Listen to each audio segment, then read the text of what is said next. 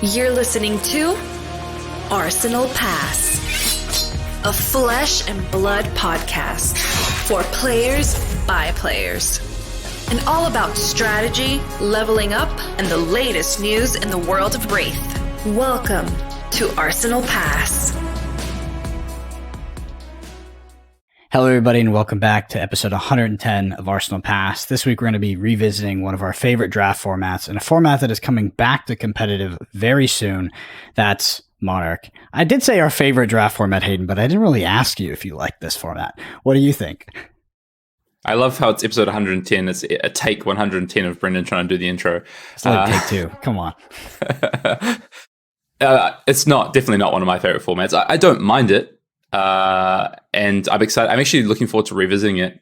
There's been some discussion around this as a way to bring in a third draft set for the year. So this will be the one we take for national season. We have, of course, had outsiders season to start the year, and then we're going to have a third set for worlds and that end of year season. But it's an interesting. Who would have called this that Monarch was going to be the format you'd be drafting for nationals? I don't think anyone had money on it, so it's. I'm looking forward to at least revisiting it, but from my memories aren't necessarily fond. Yeah, I think you got to play it at a bit of a higher level than me, because during the time when Monarch was the competitive draft format of Flesh and Blood, there was only tournaments in APAC, I believe. Anyway, Hayden, talk to me about your week in Flesh and Blood. Well, I'm traveling again this week, as you can see from the beautiful vista behind me if you're looking on the YouTube video right now. So a little bit quieter on the Flesh and Blood front this week. Trying to get in some testing for Singapore. Singapore's only a couple of weekends away. So and Road to Nationals, of course, kicked off on the weekend for certain regions, but for most countries and most regions, Road to Nationals starts this weekend. So I have a couple of Road to Nationals, class constructed. So just trying to get some games and trying to work out what on earth I want to play, Brendan. I don't think I'm going to play Briar. So I was just been doing some testing, working out what to play. Format's interesting. We can talk about it in the news, but even from the Road to Nationals over the weekend, there was some interesting decks that came out of it. So, format definitely not solved. Lots to look at, and there is things to test and play. Are you enjoying the format more? Yeah, I think so. I think there's more interest than maybe I felt pre-Worlds. Now that Lexia is really established as, if not the top deck, then one of the two top decks with Ultim. I think it gives a little bit more diversity to the format, which is nice. Both those decks are really powerful, so you have to be able to compete with them. But I think there's a lot of not a lot, but there is a reasonable number of different kind of strategies that seem to be viable out there. Yeah, I'm sort of interested to see how it shakes out. I know probably next week we'll be talking in more depth about the emerging class constructed meta off the back of these Road to Nationals. My week in Flesh and Blood has mostly been my week in Marvel Snap. Been playing a bit of tournaments to prepare for an event I'm playing at the end of June, which is in the United Kingdom. It's like some content creator tournament, but I'll be flying over there to compete at like a LAN in person, which that's like the biggest downside of these digital card games for me, is that I really enjoy the personal aspect, the in-person aspect of TCGs. And if you can sort of bridge that gap, I'm all in. So yeah, sort of prepping for that. It's not too crazy, not as hard as Fab for sure, but definitely do want to do well. And it's exciting to be sort of at the ground level of these early grassroots tournaments, because it is hosted by community members. Anyway, Hayden, I do have a question for you, by the way. Oh, I have a question for you. So yeah, brilliant. You go first. Okay, then. I'll go first. Yeah, ladies first. Should the reigning national champion in Flesh and Blood automatically get an invite to the following year's event in order to defend the title? Oh, your clickbait Twitter question. How is that clickbait, dude?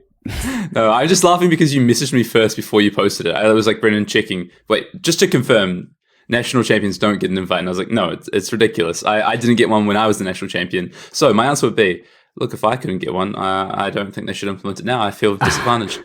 No, I think they should. It's one invite, and I think it's weird to play at a national championship where potentially the current reigning national champion isn't qualified to play for.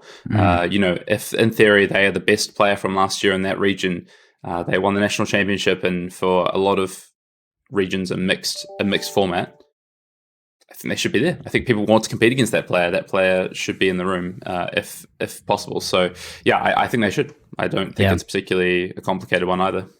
the reason I had to double check with you is because I messaged a current national champion in the form of Mr. Tarek Patel, and he said, I don't think so. So I was, I have no idea. But yeah, it seems kind of ridiculous. It feels like an oversight. I know some people legitimately would answer no to this question.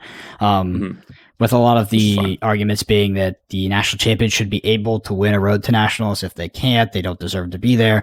And I think that just doesn't take into enough variables considering time, actual drive to go play road to nationals. I think that it's totally reasonable for someone to be the national champion and not want to go travel the road to nationals or struggle to get in, or, the region to region differences between a road to nats, maybe an APAC or road to nats in Montana versus a road to nats in Texas. They're wildly different. And there's not a ton of, it's not very streamlined, to be honest. So I agree with you, Hayden. I definitely think they should. And I do think that it's very bizarre that it's not already a thing. Feels like an oversight.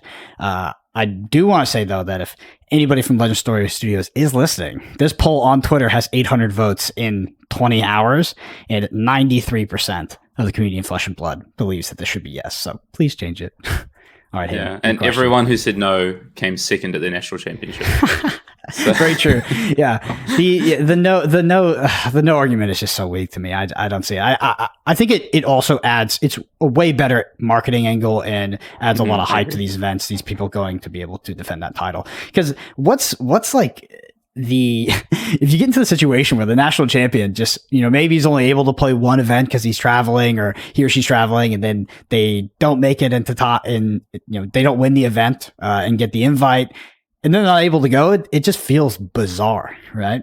Yeah. Maybe the national champion, they used their PTI to get to Worlds last year. Because that's the other argument. It's like, well, if you're a national champion and you're good enough and you have these PTIs, use a PTI. But even they might not have a PTI, right? And I think this is going to happen maybe once. We're going to hear about it, and then maybe something changes. But that a national champion, for whatever reason, maybe work commitments, life commitments, can't play Road to National season, and then doesn't have enough XP or hasn't been playing enough regularly, unfortunately, for whatever reason, would love to play nationals, has the opportunity to, but doesn't have the invite. I think it might happen to, if it's going to happen, it's one or two people. The reality is, I think if you're the national champion, you're probably a very good player, and you're probably going to be able to go to your own nationals and win an invite. That piece is true, but the one thing, the difference between Road to Nationals and ProQuest season that's really starting to become a divide, quite interestingly, is that I think for these established kind of players who are consistently playing on the Pro Tour and at the highest level, they probably don't need to be playing ProQuest, right? Because of how ELO invites work, right? And because of the fact they have these banked PTIs. But that's not how nationals work. There's no ELO invites for nationals. So you actually create this interesting divide where the best players in the world to get their invites are going to have to play Road to Nationals, whether they want to or not, if that's their goal is to be a quote unquote professional player. It's an interesting one, which I don't think is a bad thing necessarily. I think it's good to ensure that the best players in the world are playing at some sort of grassroots level, and maybe encouraging them for Road to Nationals, but not ProQuest as a nice dynamic moving forward. It's an interesting one. Yeah. For me, I just, like I already said, I think that it's like overwhelmingly yes, they should just get an automatic invite. Anyway, Hayden, you had a question. Yes. I had a question for you. Oh, Marvel Snap, right? So just want to touch on tournament preparation. Question for you about that. How does that work? Because obviously in Marvel Snap, just like you would in Flesh and Blood, you have these effective ban and restricted updates in Marvel, but it comes in the form of patches and new card releases. So is there a release, is there a patch scheduled before this event? And if so, how do you kind of take that into account when it comes to preparing for an event? Yeah, so it's actually kind of like a triple whammy, because you get a new card every single week in Marvel Snap, and you also get a patch round about like every month to a couple weeks. That happens on Mondays, but you also get, in addition to that, every single week on Wednesday, they do something called OTA changes, which stands for over the air changes, where they change the value on 2 to 4 cards by like 1 or 2 points to try to bring cards back into the meta. So there's a lot of changes every single week, and the meta moves very fast. For preparing for a tournament, it does change a lot, right? It changes your approach. You're less focused on trying to find one super powerful deck and trying to create a process that makes you the most well-rounded player going into that tournament. This tournament is also open deck list, and of course battle mode, so it's not like ladder. And because of that, it changes potentially what kind of decks you would bring, and also changes how you would approach the metagaming. Since it's an invite-only event, I can, create a sort of matrix of my opponents to understand what decks they play, what tendencies they have, etc., which is it's going to be an advantage.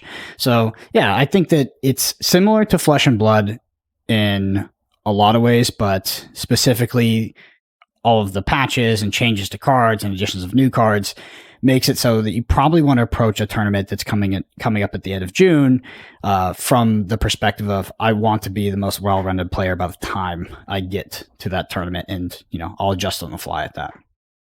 Mm-hmm, mm-hmm. Right. I mean, it's a very fast meta game. And just for those of us out there that don't play Marvel Snap, ladder versus battle mode, what does that mean?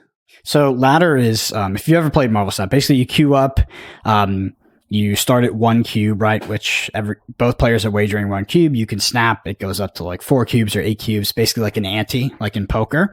Battle mode is both players come into a set of games. They start at 10 life, or they have 10 cubes throughout that entire series, right? And you play game to game until one person runs out, and it sort of ramps up. So after round 5, you go into high stakes. It immediately starts at wagering at 2 cubes, etc. So what that allows you to do rather than ladder is that you're able to, if it is closed deck list, which this will not be, you're able to understand what cards in your opponent's deck and adjust your game plan sort of on the fly as you play throughout that series, which I find super enjoyable, to be honest.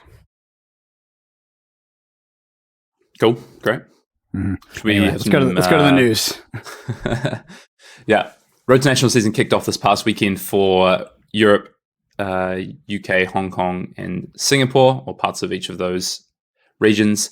And everyone is this week. So I haven't seen any official data from the Road to Nationals. We're recording on my early Wednesday morning, Brendan's Tuesday. So we haven't necessarily seen official data from the first semi-weekend of events. If I had to guess, there was around probably in, was it 4 weeks, 5 weeks, so around an eighth of the total events that you're going to see. So there's probably some significant data in there. Anecdotally, what came out of the Road to Nationals weekend was a lot of people doing well with decks they wanted to play. There was a Kodachi Fire that won an event that was streamed in the UK. Ultim won some events, same with Lexi. So yeah, I mean, this first weekend of full Road to Nationals, we will be breaking down some of that next week, provided we have all the info and data that we want to kind of go over. But it's going to be an interesting season, I think. Like I was saying before about sort of viability of what you can and cannot play.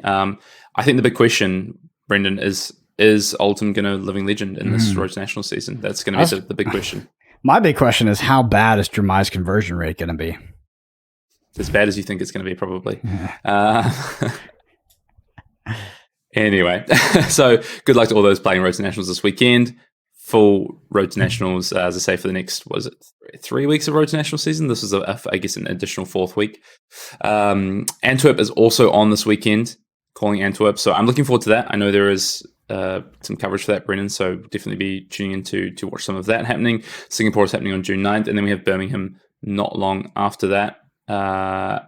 New episode of Limited Time Only dropped this week. Had Lucas Oswald, someone that you know, Brendan, another one of these young guns that are out there sort of playing on this North American circuit, doing very well. Lucas had a great run at Pro Tour Baltimore. Unfortunately, a 1-3 record in the final portion of CC knocked him out of top 8 contention, but was kind of around the top tables all weekend from what I understand, and had a great chat about how to draft Ninja in Outsiders.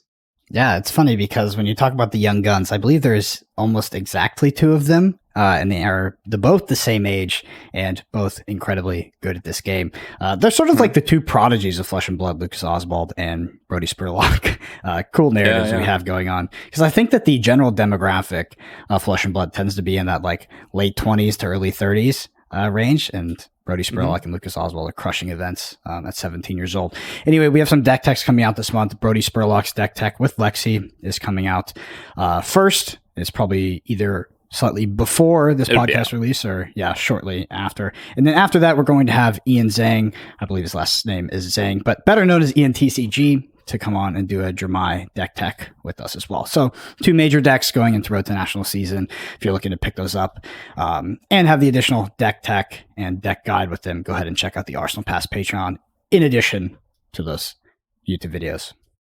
Where's Ian, right? Another European player who's done really well. I mean, kind of, I don't want to say quietly, but if people haven't checked out his results, but it was a 9th or 10th place finish at this PT, top 8 in Pro Tour Leo, top 16 in New Jersey. I believe top 8 at the calling maybe at the Pro Tour, was close to his at Worlds as well, was close to. So Ian's done a lot in this game. I think he's Dutch, is he? I think.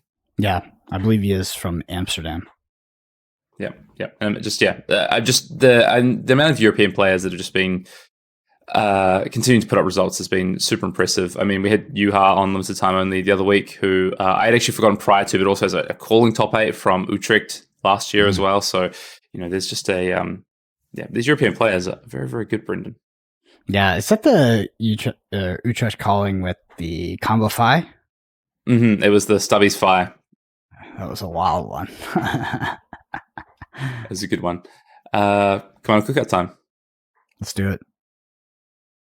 So if you get your questions in for Command & Cookout, you can drop them in the YouTube comments below. Let us know you've got a Command & Cookout question. That's where our question last week came from. You can email them to us at arsenalpassfab@gmail.com. You can tweet at us. Or if you're a Patreon, you can drop them in the Command & Cookout Discord channel. This is another YouTube question this week, which comes from, I got you. This comes from Sean thank you. Fancher, 1870. I had to zoom in, so that's what I was doing there for a sec. Thank you. And they say, potential Command & Cookout question. In this pod, you talked about Dash and Oldhim being decks that can be built in wildly different ways. How do you approach sideboarding when you find yourself sitting across from these kind of heroes and don't know for sure what kind of deck you're playing against? Additionally, do you think this is difficult to predict duality in certain heroes? Do you think it is difficult to predict duality in certain heroes? Is healthy for best of one game, or just a source of feels bad for people that don't sideboard correctly? So, yeah, Dash and Oldhim maybe now, but this is not new to Flesh and Blood whatsoever.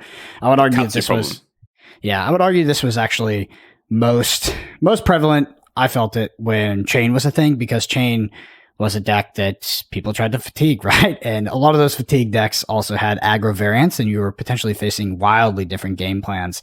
But yeah, the overall solution to this is you have to create a hedge board, depending on how much risk you want to take and what sort of sideboard you think you can potentially win the matchup with, right? If you have all your cards in for the fatigue Oldhim, but against aggro Oldhim you're now 30%. But if you add a few add a few other cards that were maybe for the aggro Oldhim matchup or the tempo Oldhim matchup, and maybe you end up around that 40-60, that might be a better decision, right? So yeah, ultimately, I do believe the answer is just figuring out what your hedge board looks like and creating multiple sideboard plans for these heroes. So obviously, the hedge board, if you have no idea what they're on, but also have an additional sideboard set up if you already know the archetype, whether it's later in the Swiss rounds or maybe you're in top 8. It's something we talked a lot about actually quite recently for calling Auckland. So we're playing Icelander, and one of the big decks preparing for the PT was Ultimate at the time, and then there was this emerging trend of Imperial Warhorn recursion kind of fatigue, basically. Fatigue Icelander is the plan for Ultim versus these more proactive, 3-card 10s, Endless Winter sort of decks with Pummel.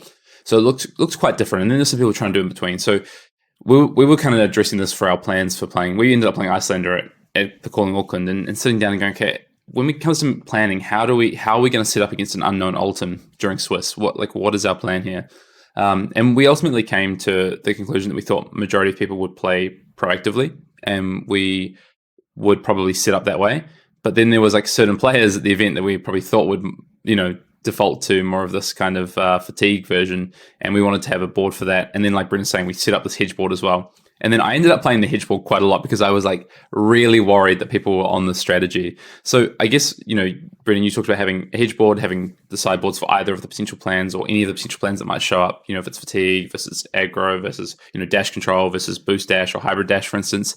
But then I think there's also this kind of sliding scale where maybe you move along it depending on how confident you feel, what you think the likelihood of the event is. If we go back to the Chain example, there was kind of this thing where it's okay, here's this the setup where you can we feel like you can really confidently beat a fatigue deck. But if you present that setup, it involves different equipment. It involves playing, basically not playing your best piece of equipment in Carrion Husk and playing a piece of equipment in Tunic or 8th Ironweave, which gives you significantly less edge into an aggressive deck. And you could reduce your matchup by 20-30% in that matchup. So it is this real kind of dichotomy. And I know Sean asked, do we think it's good for the game, Brendan? I think it's really good for the game. I think it's really interesting for best of one. I think it forces you to understand how to have the right 80 card configuration for any given sort of metagame and event, how to adapt on the fly once you learn information between like Swiss and Top Cut, and have enough preparation to understand how to play against these different types of potential strategies. I also think it's good for the game, despite it being best of one and you being punished heavily for making the wrong decision. I think that it's actually kind of boring when it's extremely predictable what that deck, what a specific hero, like what archetype they'll be on, and you just sort of have this one plan. You don't really have to deviate or be creative, right? Because even if you do have the hedge board, sometimes you're going to go in with the wrong board. Maybe you're like, okay, I really thought this person was going to be on fatigue, and they end up being on aggro. One of the things that I find enjoyable in Flesh and Blood, depending on the result, I guess, is being able to adapt on the fly and actually adjust that strategy, despite you going in with the preconception that you thought they were going to be playing a different archetype. And I think that when you come to the sideboard, there's a very much a sliding scale with certain cards. So you talked about Chain, you talked about siding out things like Carrion Husk, but there was also cards like Eclipse. Eclipse, just not good against aggro, but it was one blue card that could go in your deck and would give you like a 10% plus edge against a fatigue deck. It was very important to have against fatigue. So it's like, you know what? I'll take a no block card, put it in my deck, and I'll deal with that against aggro. But now I actually have a game plan versus fatigue, and the risk just made sense. If you weren't 100% sure what archetype your opponent was on. Yep. Very, very true. And I guess the last thing on this from my perspective is it is, I think it just creates a more interesting dynamic to the game. And I've had this happen. Actually, I got punished. Like you talked about getting punished and what that means. I got a little bit punished at the Calling Auckland. I played against Michael Feng in, I think, the last round of day one of Swiss. And, I was like, I think he is someone who leans towards playing more proactive decks, but I'm gonna hedge. And I got punished by the hedge. I drew sort of a bad combination of cards a couple of times with these cards I didn't want on my deck against him that punished me for not being able to effectively play tempo into him. And I lost the game, and it's something that can punish you. And I think it's interesting to see how this kind of dynamic evolves. I think this idea, we've always done this. We like decks. We like showing up with decks that are a little bit off the beaten path. Maybe the people know the hero, but do they know the strategy we're going to be playing, for instance? And I think that is something that is quite enjoyable about this game, and I think it can give you an edge in events as well. And I want that to stay. I think it's an interesting part of the game. Yes, I think it's definitely a bonus for us when we're looking at a deck. And then one of the points about it is that nobody's going to know what the hell is going on when they sit across from this. There was also, specifically about the chain meta, it was interesting because you would go into some matchups and the actual construction or archetype, quote unquote, of the deck was pretty irrelevant. And what you had to hedge for was how you expected the player to play. So specifically decks like Dorinthia. Dorinthia is not a defensive deck, but the opponent could either play aggressively or defensively. And if they played defensively and you didn't have any tools to deal with that strategy, you would lose. So you would always have to hedge for both strategy. I felt the same way against Dash. Obviously, Dash could be built in multiple ways, where Dorinthia was just kind of a singular way. But Dash as well, you could have an aggro Dash deck that tried to fatigue you, and you had to be prepared to sort of deal with that strategy. And thus came sort of this, what I feel is one of the more creative things you can do, which is how to develop an effective hedge board against some of these more elusive decks. People start to even do hybrid things with Dash. They'd be super aggressive early, buy cards defensively early because you have to block because you don't have shackles sort of generating card advantage. And then once you got to the card advantage engine, but you were down on cards from blocking, they would pivot to fatigue. It's really interesting. It's always been an interesting dynamic with this game, which is I really like. So, which by the way, that was the best strategy, which nobody was employing at the time, but that was actually the hardest strategy to deal with because they don't give you room to set up your deck and they punish you for having these clunky cards that are meant for fatigue in, and then they start fatiguing you and the bottom of your deck looks like shit. So you just can't do any. That was actually the hardest strategy to deal with by far, was this sort of this game plan that played aggro first and then adapted to fatigue. Yeah, super interesting. Yep, exactly. Cool. Well, thank you for the question, Sean. Get your questions in for the Commander Cookout. All right. So let's talk about Monarch, Hayden. 10,000 foot view, bingo card. Hit that. A set that's divided by talents, right? We have Shadow and Light. Let's talk about the original release a bit.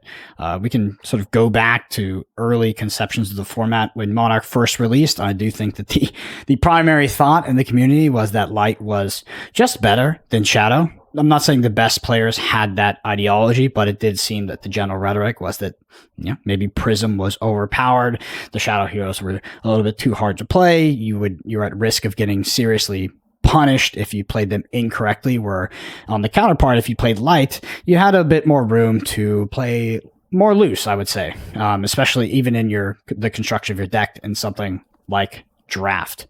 Hayden, anything else you want to add to sort of the early days of Monarch here?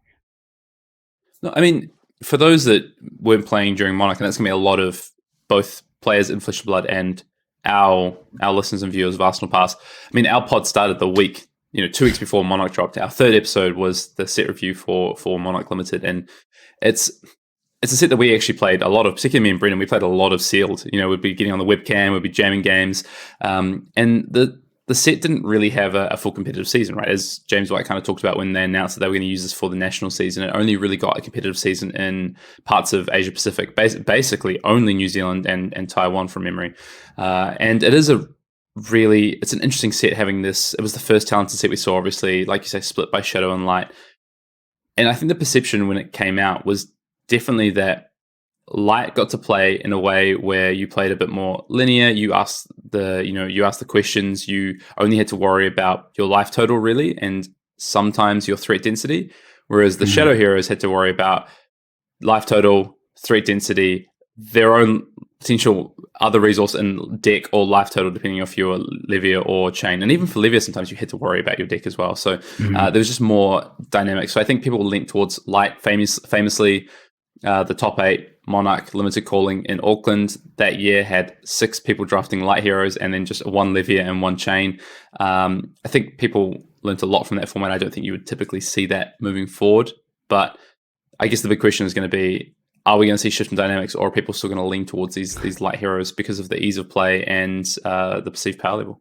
I think we will see shifting dynamics. I would actually classify both Shadow Heroes as pitch stack decks, where if you actually don't pitch stack ever, and you don't employ that whatsoever in your strategy, the Shadow Heroes are kind of a bad choice for you. Both Levia and Chain for obvious reasons, because you're going to be banishing your entire deck in a game of limited, but Levia as well, because you need to fuel up that graveyard, and you do want to sort of have a back-to-back explosive turn so you don't get fatigued out. But yeah, I agree with you in terms of Light being the more approachable. I do think that in modern day Flesh and Blood, with people being much more comfortable with some of these mechanics of the game, we are not going to see such a heavy favor towards the Light Heroes. I do think they're definitely easier to play, less punishing, and powerful in their own right. Maybe somewhat, except for Bolton. We'll talk about Bolton and what can make Bolton good. But Prism specifically, I also think that Monarch is a format where you will see second cycle a lot of the time. I would argue most of the games. Yeah, it really depends in draft. There's two kind of, so this is what I was going to sort of add a tack onto your Levia comment. Sometimes with Levia, that is not the case. Second cycle and pitch stacking is not as necessarily with Levia, depending on the power level of your deck and power level of cards that we're going to, I think, talk about, because there's been a big learning probably from Outsiders and Uprising around generics, which we can definitely talk about. And I don't think people had necessarily those learnings when it came to Monarch. People were more looking for the synergy and stuff. There were some really powerful generics I think often got overlooked. But yeah, I would say, maybe my experience in draft was around 40 to 50% of the games went to second cycle, and it really depended on Prism and obviously Chain is often doing that. But Chain often, if you're playing as Chain, you often wouldn't be, if you're sitting on the other side as a Prism or a Levia or a Bolton, you often would get second cycle. So it really depended on the matchup, I think. Yeah, one thing I want to mention about Monarch is obviously there's Illusionist in the format. There is not a lot of poppers. Definitely not. No, there's not. I mean, it's the same as most sets, I guess. It's the same in Uprising though, right? Yeah, I just know. There was I know less in from Uprising, right?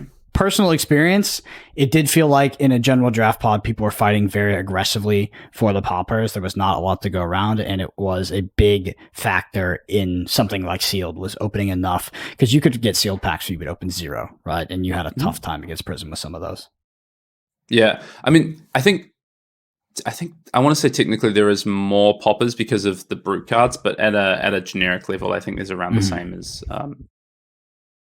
Yeah, talking generic. So next question is, did we like it? And I think you already answered this. For me, the main reason I like the Monarch is probably a bit biased and not still true. And I think that was because what I thought was good in the format was definitely at the time very contrarian to, I think, what generally players of Flesh and Blood thought was good. So I felt like I could have a lot of fun with the format playing Shadow Heroes.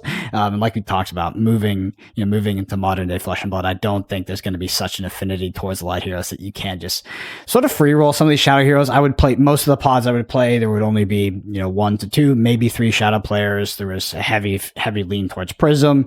And it felt like you could do very busted things and sort of exploit players trying to do that. Playing over 30 cards, do you think that will be correct in Monarch as we revisit the format? Often, I would say it's often going to be a format where I think you just play the best cards you have available to you. The way that might vary is depending on what your kind of. I think you've got to identify like what your strategy is to win each game when you draft in Monarch. Is it going to be that you have this ability to control games and potentially fatigue out damage for most of the heroes? Of course, Light Illusionist Prism doesn't have a weapon that can attack, but does have a really powerful one with the right cards in the deck in the form of Iris Reality. But then Bolton, basically, the thing I think people should remember about this format is that every deck has to utilize cards as a resource. So it's probably going to often be correct to play more than 30 cards in this format because you have no weapon with Light Illusionist. Bolton has to do it to charge Soul. Chain obviously is doing it to banish cards to Soul Shackle. Levier is doing it to discard cards to things like Meat Axe, for instance. So cards are a big resource in this format, and so it's probably going to be often correct to play more than 30 cards to give yourself more resource like you would, playing equipment to start with more life. Mm-hmm. All right, well, let's talk about the heroes. So starting off with Prism. The general strategy of Prism, I think, usually I want as many Heralds as possible. I feel like Heralds are definitely the way to go over any sort of utilization of the weapon or creating these, creating those Spectral Shield tokens, or even I didn't really enjoy playing cards like Genesis in my deck, or like the Parables. Sometimes they were good, but they felt like kind of a liability most of the time. I did find myself usually preferring big Heralds when I could. Cards like Dreamweaver is really important for those kind of strategies, because I do think that if you are playing a longer game with Prism, you can, of course, counter pitch deck them, track where their poppers are, and then use your Dreamweavers accordingly. Hayden, your general high level of Prism and the strategy, what did you find favorable? I think there's a couple of different ways you can play it. So, of course, you have the Heralds that you just talked about, and if you could draft a deck with a great amount of Heralds in it, and you play this quite explosive, powerful, these cards are above rate. But what's going to happen potentially is that you get popped on your first attack and you lose your turn. You give yourself a little IP2 penalty because you decided not to block out any attacks on the previous turn. And now your opponent's basically swung tempo for 1 card to get back to their hand with 3 cards. And you could just lose the game to damage, right? You could die over sort of 4 or 5 turn cycles.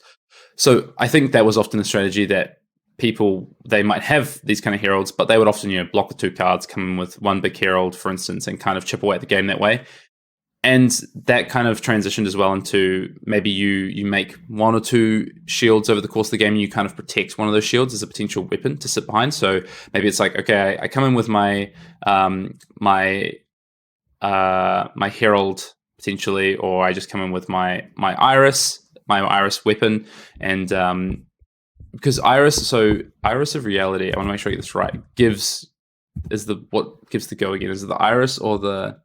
Yeah, Iris is the one that gives go again. So you'd often come in with your shield, which comes in for 4 off your Iris attack, and then come in with a Herald afterwards, for instance, right?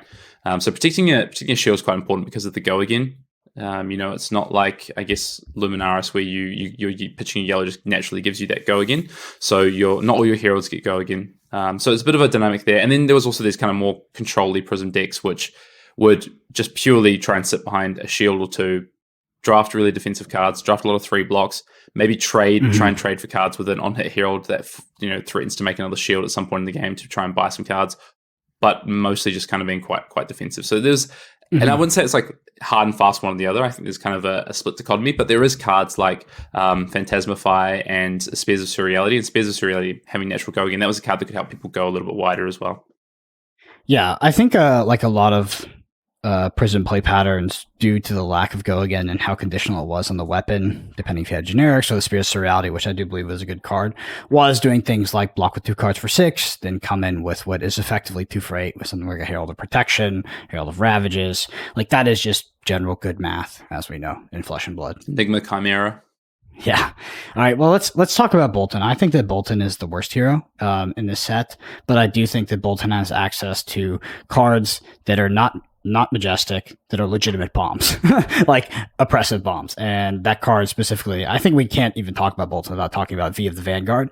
I think V of the Vanguard is one of the best limited cards ever printed, and it's tough to deal with. Obviously, it shows up. You're going to run into decks with it more in something like Draft than Sealed, because I think that V of the Vanguard and something like Sealed is not enough to bring you into Boltyn. You still need supporting cards, but in Draft you can be sure that the Boltyns at your table are looking for this card, and this card specifically just really, really tough to deal with. I'm gonna go ahead and read that out because I know that it's been a while since we've sort of played Monarch as that loads. So V of the Vanguard is a Boltyn specialization. It's a light warrior attack. It costs 1, pitches for 2, attacks for 3, and defense for 3. But it says, as additional cost to play V of the Vanguard, you may charge your hero soul any number of times. Attacks you control on this combat chain gain +1 for each light card charged this way. So that includes your weapons, which is why these V of the Vanguard turns can be so explosive. And I think that Monarch is a game of pivot turns often, where you will have players sort of jostling for position throughout a lot of the game, and then eventually take damage and then come in with some big turn, whether it's a V of the Vanguard turn, to Spirit of Surreality, into a Herald turn, etc. Hayden, your thoughts on Boltyn? I don't think Boltyn's the worst hero, unlike you. I think Boltyn often underperformed when Monarch was first released, and it was because people sort of, I think, often focused on the wrong cards a lot of the time. They focused on this whole idea of I need to as many charge cards as possible, and those cards are card disadvantage. Those are not the cards that are going to win you the game. And for each of those cards, you need cards that are above rate, because those cards are actually slightly below rate if you're charging, to get the use. So, for instance, Bolt of Courage is this 0 for 3 attack that, as an additional cost, has charge. So you're using 2 cards to come in for 0 for 3. On hit does draw cards, so it does have a relevant on hit, but it doesn't have a break point like you do with something like Snatch, for instance. So 2 cards, 0 for 3. Not that exciting. But on the flip side of that, you have cards like Valiant Thrust, which represent 1 for 7. It's a 1 for 4 attack, but if you charge this turn, it comes in for +3. So that's 7 at red. So you needed, these are the cards you needed.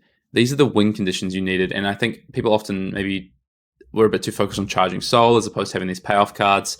And that's why some of the decks, I think, often looked a bit askew. They weren't as powerful. They weren't putting the results. But what I'll say about Boltyn, I think, is that it has some of the most ridiculous turns you can do in limited Flesh and Blood. And that's super fun.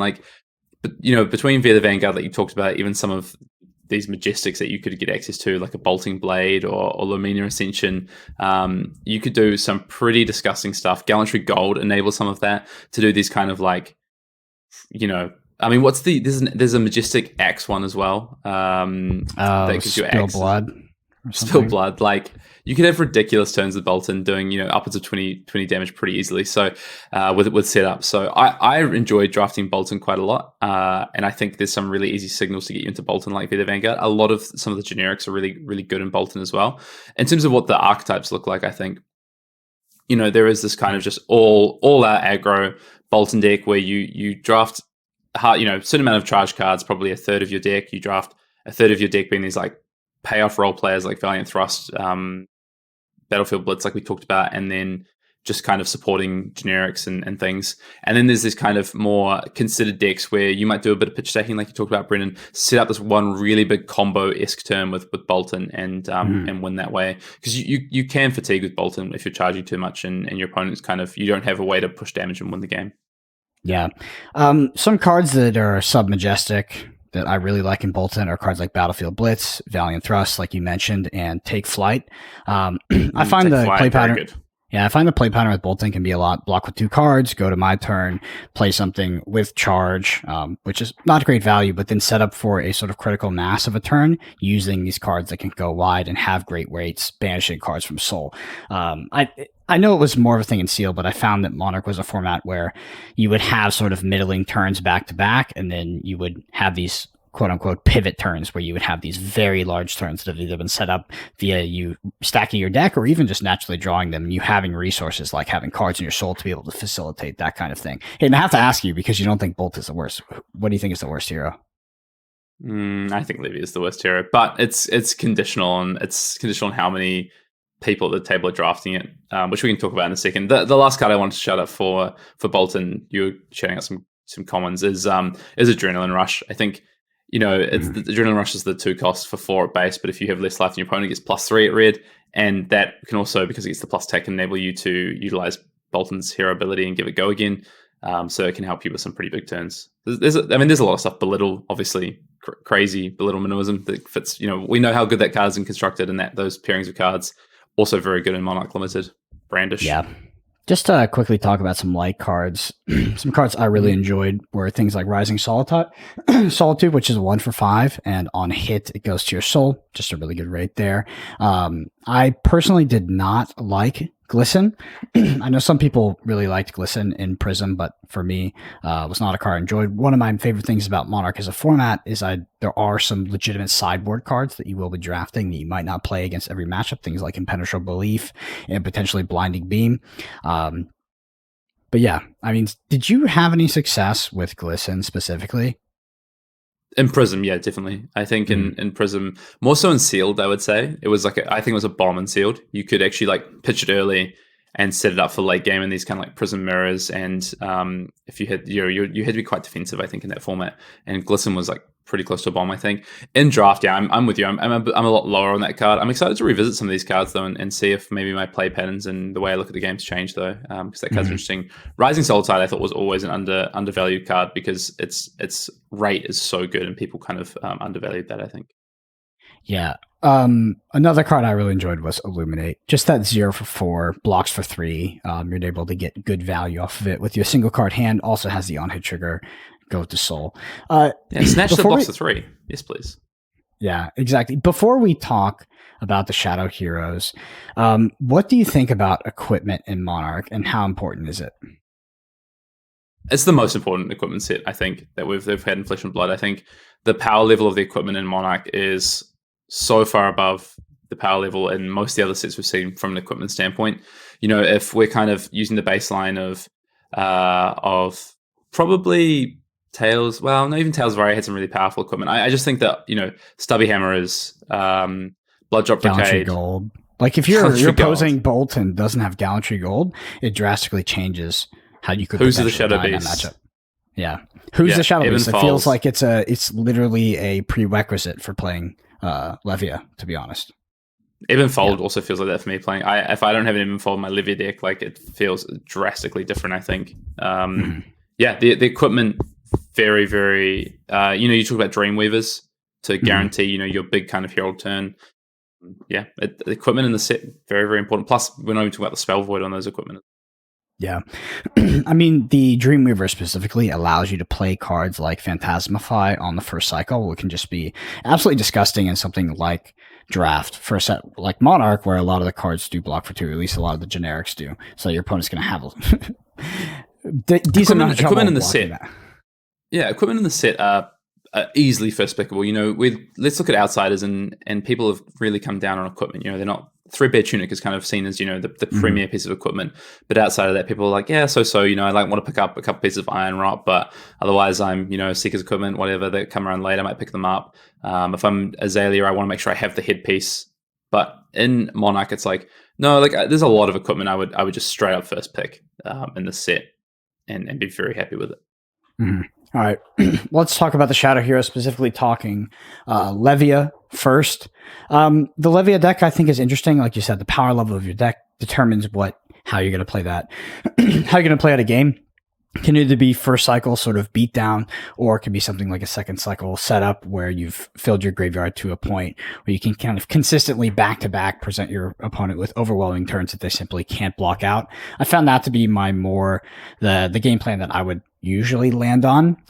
But to circle back to Who's the Shadow Beast does feel like a prerequisite in something like Levia. If you're playing Levia and you're just doing 2 block, then attack with a big attack, I find that unless you're on second cycle and you filled that graveyard, you're going to actually run out of your graveyard. You're going to run out of sort of resources, and you just can't keep that play pattern up forever, which is why things like Who's the Shadow Beast and Dread Screamer, which has a similar effect, giving you this go again, giving you this ability to go wide, so your opponent actually leaks damage. A lot of your opponents playing against you as Levia will opt to block you out, unless they think that you're going to be on something like a second cycle plan.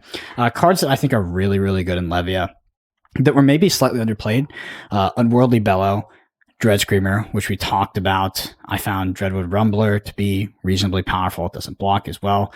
Second cycle, Convulsions from the Bellows of Hell, getting that dominate. I feel like evasion can be pretty important in a deck like Levia for actually closing out these games. And I do think that the math on Endless Maw is just pretty nice. It's pretty ridiculous. Well, when it comes to Levia, so if you're going to play all these cards that are banish effects, first of all, you have to be able to fill your graveyard, like you say, Brennan. But there are definitely ways to do it, right? And there are ways to do it pretty quickly, and it's just by attacking, it's by blocking. And then you have access to some really powerful cards like Endless Maw, like Dread Screamer. If you're going to play all these cards on first cycle and really go after your opponent, you better kill them, because otherwise you are very likely to just then pivot into this defensive sort of strategy, and you die to your blood debt or just eventually fatigue in second cycle, because you're then having to use cards to try and trigger that effect, and it's just going to be inefficient. Every turn you'll be playing one card, you're not going to set up because you'll take too much damage. So you better be able to have this really powerful deck. I think that strategy is much tougher. I think that's a trap. That's the trap strategy people get into when they first draft Levia. I think the more impactful strategy is a little bit like what you said. Like, I think you make really good points there about this kind of second cycle being important. I think that's definitely kind of one of the most powerful or most consistent strategies, is to kind of set up this like second cycle deck, fill your graveyard with the relevant stuff. What can be tough about that is that, 6 power cards are at a premium. So you're not going to get as many of the generics. If there's two to three brutes at the table, if there's 3 brutes at the table, I don't want to be in Levia. I only want to be if there's 2 brutes, and ideally 1. But if that's the case, you're going to struggle to get enough 6 attacks to fill your graveyard, which can be tough as well. So then second cycle, you could have misses. You miss on a Dread Screamer, that can be pretty devastating. So the cards that I'm a lot more interested in is cards that can set me up for a mid-game as well. So it might not be the second cycle, but just kind of set me up for mid-game, either by making my opponent make a decision about how they want to play. Are they going to play defensive? Are they going to leak a little bit of damage, try and present back damage? And if they leak a little bit of damage, then I can easily set up these in-game states, like you say. And if they don't leak damage, I can actually potentially fatigue them. And that's why I like playing more than 30 cards often in Levia.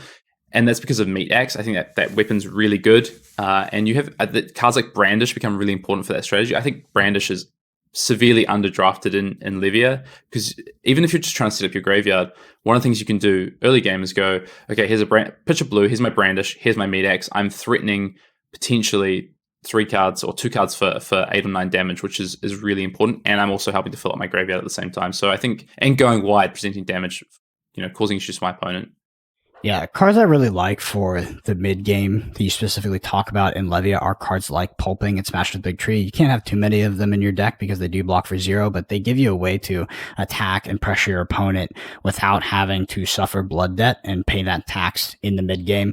I also think cards like Dreadwood Rumbler are pretty reasonable in doing that as well. Yep. So, very good card. Outside of that, if we look at the generic shadow cards in something like Levia, not looking at the Majestics, cards one card that I really liked, I feel like is underplayed, is something like Howl from Beyond. I do think that having that reach in Levia and being able to go over the top of your opponent is very powerful. I think one card that consistently underperformed for me, I think in both decks, was probably Void Wraith. Ghostly Visit, also quite a good card. What were your thoughts on Void Wraith? I really like Void Wraith and Chain. I'm less excited about it in Levia. So that was the next thing I was going to talk about. There's a recursion Levia deck that you can definitely draft, which utilizes Howl from Beyond and more so Ghostly Visit than Void Wraith, because of the the interaction of that being 4 costs between those 2 cards. So I definitely prefer Ghostly Visit. But that deck is also, I saw Jason Chung draft that deck, and I was like, wow, that is really powerful. Just basically like banishing and recurring like Howl from Beyond pretty aggressively through sort of turns like 3 to 7, and either you've just destroyed and killed your opponent, or you probably lose the game after that. But it was really powerful. The other cards I really like in Shadow. I mean, Consuming Aftermath is like a first pick for me. I think it has evasion on it. I think evasion is really underrated in Monarch because of the whole idea. Like, the set is powerful, but because you use your deck as a resource, you can get to this in-game state where maybe you fatigue, and having cards like Consuming Aftermath that have this ability to have dominate and have evasion are actually really important. Agreed. And it's a 6 attack as well. It's popper. What are your thoughts on Ray of Hope and what's the other one called? Eclipse Existence. Yeah, not Eclipse. Eclipse Existence. Yeah, Eclipse Existence. I think these cards, well, famously, Pack One Pick One on the LSS YouTube channel, Sasha Markovic first picked a Eclipse Existence from quite a powerful pack, I would say. Yeah, and par for the course with people at LSS, nowadays, in the retrospect, he'll be like, yeah, I was kidding. No, dude, that's cap. He legitimately thought that card was first pickable. That card is freaking garbage. Like, it's so bad. Like, not only is it only coming into a specific matchup, but I even think those matchups, like, I don't even play it most of the time because it's just not that good, and it blocks for 0. Like, I don't know. But yeah, I totally forgot about that. I'm so happy you reminded me of that garbage card. Also, Soul Harvest and we're about to talk about Chain, but Soul Harvest, Soul Reaping, great cards. Those are specialization cards for both. Soul Reaping especially. Yeah, Soul Reaping is bomb. Ridiculous. That's the Via the Vanguard for Chain, right? Yep. Every time you play that, I remember, like, if you played that, often you'd be like, man, I feel like my win rate just went up by 20% in this game. In Constructed as well. Yes, also true. Oh, damn, I banished it. Eclipse Existence. I think basically the problem with these cards is that Monarch is a power set we talked about, but you use your deck as a resource, and you do want consistency to be able to do that. Otherwise, people can pivot strategies. This card, while it's blue and it has some really great utility to be played, it can't block, and you can only have so many of these cards. So it's a real. I basically think you can really never play this in Levia. I think this only has utilization personally in Chain, and it's like sideboard at best, obviously. And then I think it's what's the other card? It's Ray of the Hope. light version. Sorry. Ray of Hope, I think, is infinitely more playable because it's a light card that you can charge with Bolton, for instance. It has, this kind of utility in these really wide turns because it gives all attacks +1 while attacking Shadow Hero. But again, it's a sideboard card, but I just think that it has more. If you can trigger this on both things, so you pay 1, it's going to go into your soul, and it's going to give, maybe... there's triggers on weapons, so there's triggers on the axes. It gives you like +3 from the attack or something over the turn. That's really good. Mm-hmm. And obviously turns on Bolton's hero ability as well. So let's move on to Chain. Before we talk about the Shadow Runeblade cards, I first want to mention cards like Vexing Malice and Arcanite Crackle. These cards don't have Blood Debt, but they're very good in this format because there is no Arcane Barrier. There's only Spell Void, so your opponent is going to have to pay a very real cost to block that Arcane damage, and your Arcane damage can also be inevitability to win the game. It's a form of evasion sort of in this format. Anyway, let's talk about Chain. I think Chain is good in this format. You do need a deck that can support Chain, in my opinion. I do find most of the time you're going to second cycle, but the thing about Chain in Limited is Riftbind is legal, and so is Seeds of Agony. So you can kind of maybe predict what a lot of your endgames are going to be looking like in this format, stacking up those non-attack actions and then having 1 to 2 just absolutely freaking massive Riftbinds. It's tough to deal with for the opponent. Hayden, your thoughts? Yeah, Chain's a really interesting hero, and I think Chain, how you drafted and how you played Chain really evolved and developed over the time. Yes, it did. We had with Monarch. So Chain, fundamentally, a bunch of your cards are pretty poor rates. They can be these shadow cards. We just have Void Wraith, not a very exciting card, right? But you can play these cards from Banish, obviously, which is super important. But if you're shackling every turn and you just have these kind of underrate cards, your opponent can actually pretty effectively block you out. So what you need, first of all, Arcane Damage, like you talked about, Brennan, that is really important. And Arcane Damage does a lot of work in this format. It's going to end games really well for you. Obviously, Galaxy Black also has this ability when triggered to deal an Arcane Damage if it hits. So you do have access to some pretty good ways to deal Arcane Damage. There's also, Dimensional Gateway? I always mix them up. Yeah, it's dimensional gateway that, off the opt potentially gives you arcane damage. I think that maybe even more consistently something like Rifted Torment, you can, and it's just going to consistently do 1 damage. You can sit it in your blood debt to have some sort of endgame inevitability. You can have it sit in that blood debt with something like a Rift Through Reality. Honestly, the key to chain endgame is stacking your deck, having things like the non-attack actions and the Rift Binds. Rift Bind is a broken card. Like, there's a reason why it's banned, but you also want to have access to go again. You want to be going wide and presenting your opponent with a large sort of end game attack that they just simply can't block. And I feel like it's pretty reasonable to do if there's 1 to 2 chains at the table. If there's not, chain can still be a good deck if you're not just like this all-in combo deck, because I mean that's a lot of card advantage. Like, it's the same thing that makes chain good and constructed. So that's the other thing. That's the kind of thing I was getting to, is that some of the most important cards for chain are actually your generics and your shadow cards that have much better on rate, and you want to pair those with, the ability to play maybe 1 card in sort of the early game from banish, and then, like Brendan says, set up to this potential late game. But you want to be able to push damage with some of your shadow cards. So, some of the cards are important. We just talked about Consuming Aftermath. That's a really, really great card.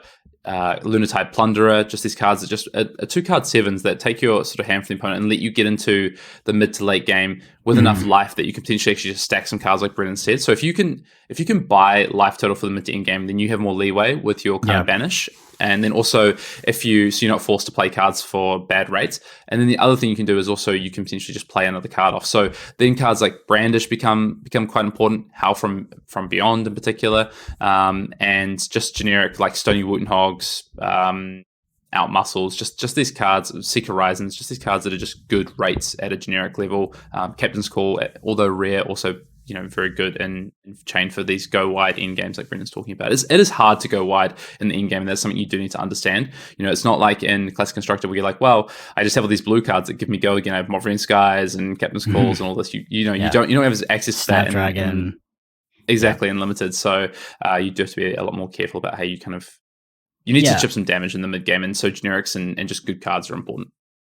A card I really enjoy as a 1 or 2 of to facilitate that is something like Seeping Shadows. I think it's incredibly powerful. I mean, chain in limited, the deck stack is really easy, and you're basically doing the same thing you'd be trying to do in constructed, which is you want like the 3 to 4 blue hand. You want the Seeping Shadows to come off so you can have the extra go again, and then you're just presenting these massive attacks. Because if you have 3 Rift Binds on the final turn, the idea that Hayden was talking about, right, is you want a chain deck that can pressure the opponent enough that you can keep the game somewhat at parity, because nobody beats you in the end game if you have even a resemblance of the deck, the quote unquote deck of chain. Like, the end game is so powerful, but if you do literally nothing until then, you're not going to have the life, and you're not going to have enough room to actually execute it.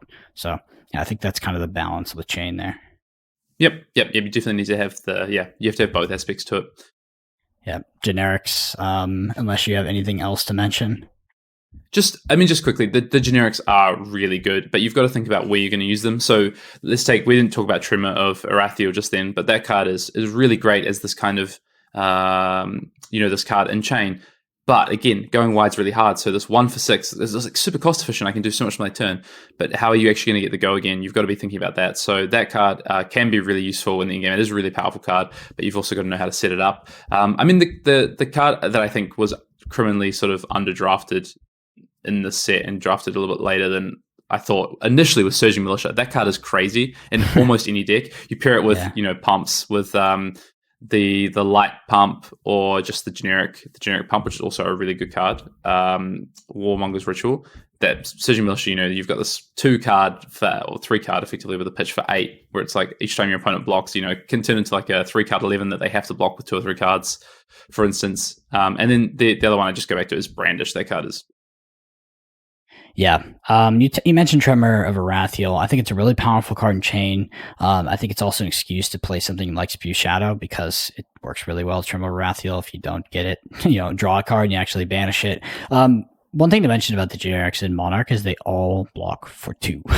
So this is why this set has a sort of low block value overall. Hayden, is it the lowest block value of any set in Flesh and Blood? I believe it is. I think it might be, but it's also skewed by brute cards having 0 blocks, so the averages. But I think the I want to say the median is pretty close to some of the other sets where you've had a lot of these 2 blocks as well. But it is one of the lowest. And yeah, the generics all blocking for 2 is super relevant. I mean, most sets now we're seeing generics block for 2. We've just had some exceptions with this past set, come to fight at the common level, but majority you'll see these 2 blocks. Yeah, so I want to hit on the Ironhide first. Just better in multiples. Makes a lot of sense, right? You're able to utilize something like a blue if you pitch it for it, block with multiple pieces of armor. Ironhide can be incredibly good at facilitating something like a pivot turn, right? We pitch 1 blue and we're able to get 6 block out of our equipment. Just very, very good. Dream scenario. Yep. Get some space. The generics are extremely powerful, like you said. Adrenaline Rush, we talked about it. Belittle and Minnowism can be very powerful. Brandish, if you're going on some sort of weapon strategy. Of course, Stony Woottenhawk, Surging Militia, these ask your opponents really, really tough questions for sure. Things like Zealous Belton can be very powerful in Prism. Specifically, Warmonger's Recital, good against anti-fatigue. Warmonger's Recital is the +3 pump. If it hits, goes on the bottom of your deck. You do that with something, you're playing Prism. Do that with something like a Herald of Tenacity. You have this sort of pseudo win condition or something that gets close to it. Good in everything, though. It's honestly good. And particularly Bolton and Chain, that card is very, very good. I think Monarch is a format overall where you need to be consistently thinking about how you're going to win the game. I think that Monarch is a format where you tend to not win games on accident by just overwhelming your opponent from hand to hand.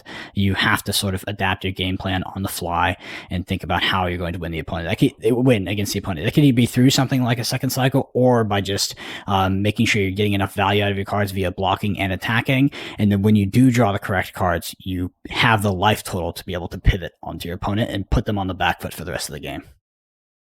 I think the other thing to talk about, you mentioned Ironhide. Obviously better in multiples, depending on the deck. The other thing where you compare them really well is with Prism.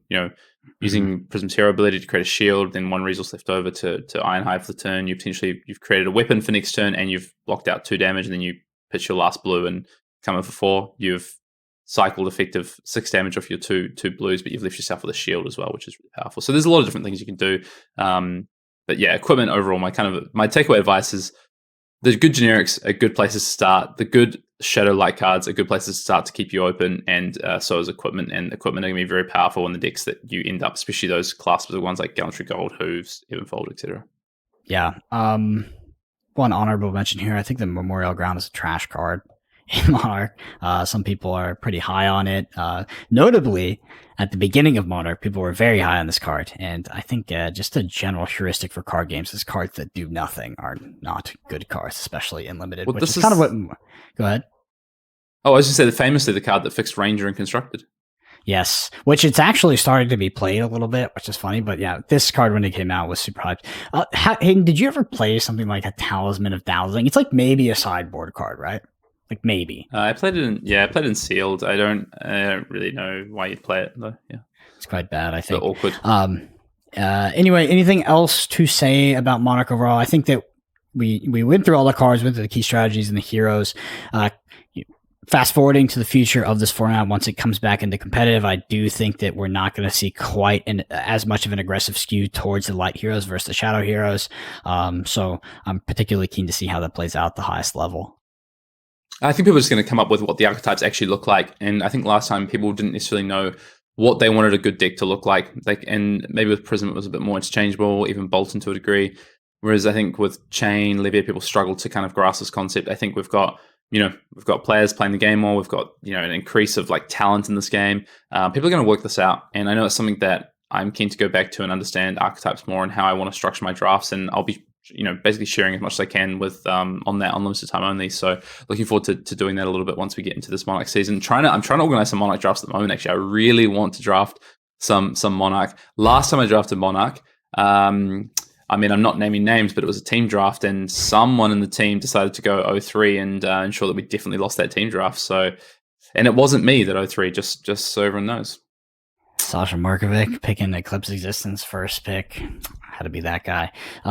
Anyway, that wraps up episode 100 of Arsenal Pass. Definitely check out the YouTube channel if you're interested in deck techs and deck guides heading into the road to national season. Like we mentioned, Brody Spurlock coming up before this launches, most likely, and Ian Zag not too long after. deck techs and deck guides alongside those going up onto the Arsenal Pass Patreon as well. So check that out if you're not already a member. There is a video version of this podcast on YouTube at youtube.com/Arsenal Pass. Hayden and I are both on Twitter. I'm at Brendan APG. Hayden is at Fien_Dale. Anything else, Hayden? No, good luck at Roach Nationals this weekend. I'll see people out there. Yeah. Talk to you all next week. Yeah.